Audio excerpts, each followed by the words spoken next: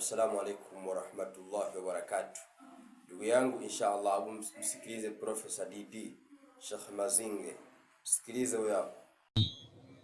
Kujibu ni dakika 5. Karibu Professor Habibu. Assalamu alaikum wa rahmatullahi wa barakatuh.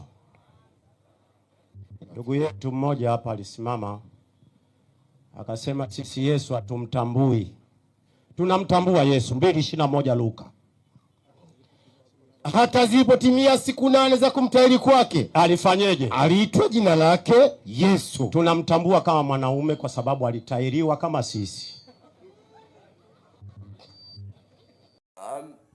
Yesu ni mwanaume kama mwanaume kwa sababu alitahiriwa. Naam, sikiliza nyingine. We 3:16 inasemaje? Kwa maana kwa jinsi hii nini Mungu aliupenda ulimwengu, akafanyeje? hata akamtoa mwanawe wa pekee, ili kila mtu amwaminie asipotee. Bas, huyo anayesema kwa maana jinsi hii Mungu aliupenda ulimwengu akamtoa mwanae nani? Maneno haya aliyasema Yohana kwamba Mungu aliupenda ulimwengu mpaka akamtoa mwanawe wa pekee ili kila amwaminie asipotee.